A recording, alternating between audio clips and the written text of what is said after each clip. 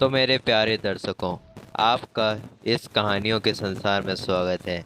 और हमारे इस चैनल का नाम है योर टाइप एनिमे।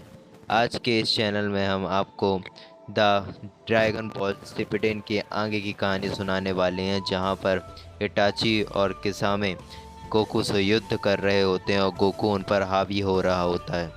अब हम आगे की कहानी को इस अध्याय में सुनने वाले हैं, तो चलिए बिना किसी देरी के शुरू करते हैं। तो मेरे प्यारे दर्शकों, हमने पिछले अध्याय में देखा कि गोकू किस तरह से इटाची और किसामे से मिलता है और उनकी बैटल किस तरह से होती है। अब इस अध्याय में हम देखेंगे कि इटाची गोकू को किस तरीके से हैंडल करता है। तो हमें यह दृश्य दिखाया जाता है जिसमें किसामे इटाची से मदद मांग रहा होता है और कहता है कि लगता मुझे तुम्हें याद दिलाना पड़ेगा कि तुमने जोर दिया था इस व्यक्ति को ढूंढने के लिए, और अब तुम मुझे आगे भेज रहे हो, तो मैं तो मेरी मदद करनी थी। तभी इटाची उचीहा कहता है कि हालांकि मैं जानता था कि तुम खुद को पुनः उत्पन्न कर सकते हो, इसलिए इसमें कोई भी जोखिम नहीं था, और अभी यह वक्त बहस करने का नहीं है। अब तुम मुझे बताओ कि तुम्हें इसके विषय में क्या लगता है। तभी किसामे कहता है कि यह व्यक्ति तो बहुत ही बुरी खबर है। जैसा मैंने खुद एनालाइज किया, मैं तुम्हें बताता हूँ। उसका शरीर उसकी मांसपेशियों से बिल्कुल अलग है। जैसा मैं जानता हूँ, इसकी विशेषता है इसकी ताइजुत्सु, और इसके पास इतना बल है कि इतनी हम कल्पना भी नहीं कर सकते। और इसका चक्र हम दोनों के चक्र को मिला ले तो भी उससे ज़्यादा रहेगा। और जितना मैं जानता हूँ, किसे आज तक किसी ने सिखाया नहीं है कि इसे वह कैसे नियंत्रित कर सकता है। और जिस रंग के उसने कपड़े पहन रखे हैं, उससे पता चलता है कि वह बिल्कुल भी किसी भी बाधाओं से नहीं डरता है। वह किसी भी चीज़ से लड़ सकता है। तभी इटाची कहता है कि यह मुझे चिंता में डाल रहा है। भले इसने हमें कम आंका हो, पर इसकी स्पीड इतनी ज़्यादा है कि वह हमें कभी भी रोक सकता है। और वह बिल्कुल भी नहीं डरता कि उसके विषय में किसी को कितना पता चल जाए, हम उसे कभी नहीं हरा सकते। वह जीत का बहुत ही शौकीन है। तभी टाची कहता है कि हम जैसा करते थे हम वैसा ही करेंगे। हम कोई भी बेवकूफ़ी नहीं दिखाएंगे जोखिम उठाकर। तभी टाची गोकू से कहता है कि हमें कम मत समझना अजनबी, अभी तो यह लड़ाई सिर्फ शुरू हुई है। तभी गोकू के चारों तरफ एक काले बादल आ जाते हैं और गोकू इसे देख कहता है कि यह आसमान इतना काला क्यों हो रहा है। यह सब देखकर गोकू कुछ सोचने लगता है। यह इटाची की गेंजुत्सु का कमाल रहता है। तभी गोकू कहता है कि तुम्हारा भाग्य बहुत ही खराब है। यह एक गेंजुत्सु है। दुर्भाग्यवश अगर मैं एक हफ्ता कोनोहा में नहीं बिताता तो मुझे यह कभी नहीं पता चलता। पर गेंजुत्सु के बाहर के सामने गोकू पर वाटर बबल से अटैक कर देता है गोकू, जिसके कारण वाटर बबल में बंद हो जाता है। अब हम देखते हैं कि गोकू गेंजुत्सु से बाहर आने के लिए अपने पूरी की को रिलीज कर देता है और कहता है कि अब मैं जानता हूँ कि गेंजुत्सु का इलाज क्या है। पर जब वो बाहर आता है, वह खुद को एक वाटर बबल के अंदर पाता है और कहता है कि मैं पानी के अंदर हूँ, यह तो असंभव है। मुझे लगता है कि वह गेंजुत्सु से मेरा ध्यान हटाने के लिए एक छलावा था। यह तो अविश्वसनीय है। मैं एक बहुत ही बड़े वाटर के बबल के अंदर हूँ। इटाची उस वाटर बबल के बाहर खड़े होकर यह सब देखता रहता है। तभी गोकू के पीछे से किसामे आ जाता और कहता है कि कोई भी इटाची के गेंजुत्सु से नहीं बच सकता है। तुमने तो मुझे असमंजस में डाल दिया। तुमने तो मेरी रुचि अपने तरफ खींच ली है। तभी गोकू किसामे की तरफ देखकर बोलता है कि एक पोकेमोन। तभी किसामे गोकू पर पूरी ताकत से अटैक कर देता है, पर गोकू उसके सारे अटैक को लगातार डॉज करता जाता है। तभी किसामे कहता है कि मैं अपनी सामेहाडा के साथ पूरी तरह से जुड़ चुका हूँ, इसके बावजूद भी तुम मेरे सारे हमले को बहुत आसानी से रोक रहे हो। चलो, इसमें कोई बुरी बात नहीं है, पर मेरे पास तुम्हारे लिए एक बहुत ही चौंका देने वाली चीज़ है। कहकर किसामे गोकू से थोड़ा दूर चला जाता और वहाँ जाकर कहता है कि अब मेरे पास जितना भी चक्रा बचा है, मैं उससे तुम पर इतना ताकतवर हमला करने वाला हूँ कि तुम सोच भी नहीं सकते। यह मेरा सबसे ताकतवर हमला है। यह कहते ही वह एक जुत्सु का इस्तेमाल करता है, जो कि शार्क का रूप ले लेती है और गोकू के ऊपर अटैक कर देती है। तभी गोकू कहता है कि यह तो बहुत बुरा है, यह तो पहले से भी ज़्यादा स्ट्रांग हो चुका है।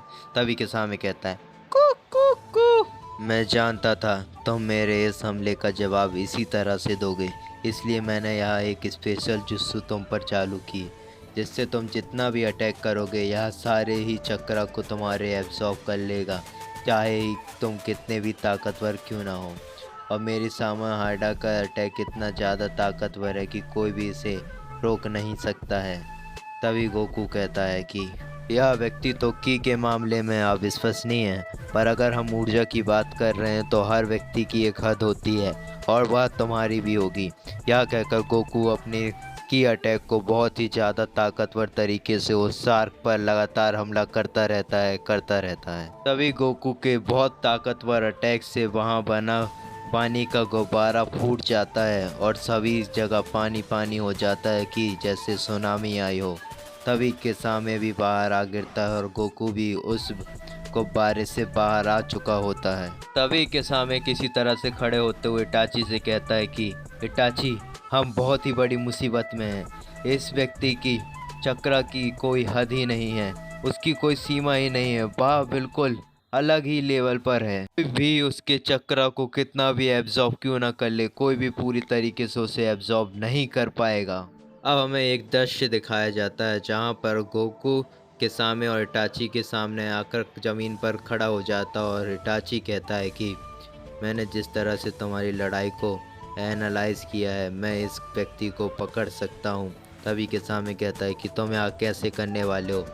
तभी इटाची कहता है कि तुम देखो, यह अजनबी हमारी कल्पना से बहुत ज़्यादा ताकतवर है, पर इसका दिमाग बहुत ही कमज़ोर है और मैं उसे अब सच दिखाने वाला हूँ। तभी गोकू कहता है कि मैंने कुछ सुना नहीं, उसने कुछ कहा, क्या तुम हार मान रहे हो? तभी किसामी कहता है कि हमारी एक साथी तुमसे आज लड़ने वाली है। तभी गोकू कहता है कौन है वो? तभी वो बताते हैं कि बात शुरू से ही हमारे बैटल को देख रही है और वह हमारे बिल्कुल ऊपर बैठी हुई है। तभी वह लड़की कहती है योश।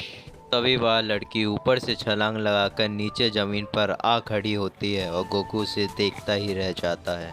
तभी वह लड़की गोकू की तरफ देखते हुए कहती है कि मुझे तो तुम फर्स्ट रेट वाले फाइटर लग रहे हो।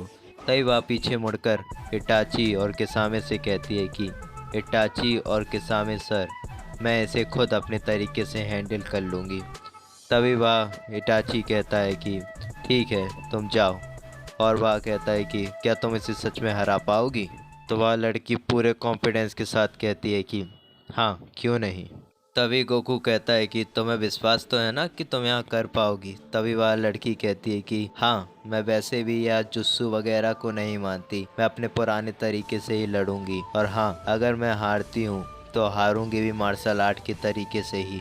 तभी गोकू कहता है कि चलो, या मैं भी मानता हूँ। तभी वह लड़की कहती है कि तुम तो बिल्कुल मेरी ही तरह हो, पर मैंने इसे लास्ट के लिए बचाया हुआ था, यह चॉकलेट, मेरे पास इसके 2 पीसेस हैं। चलो, हम वैसे भी बहुत ही गंभीर युद्ध लड़ने वाले हैं, तो इसे खाकर पहले ही मज़ा कर लिया जाए। तभी गोकू कहता है क्या? मुझे भी चॉकलेट से बहुत प्यार है। और वह दोनों यहाँ कहकर बच्चे की तरह चॉकलेट खाने लगते हैं। गोकू उससे कहता है कि मैं भी तुम्हें बहुत पसंद करता हूँ। तभी हम देखते हैं कि इटाची और किसामे साइड में खड़े होकर कहते हैं कि या तो बेवकूफ़ों की बहुत बड़ी टोली है। तभी लड़की और गोकू एक साथ कहते हैं कि वैसे मैं तुम्हें बताना अपना नाम भूल गया, मेरा नाम गोकू है। यह सुन दोनों चौंक जाते हैं बिल्कुल।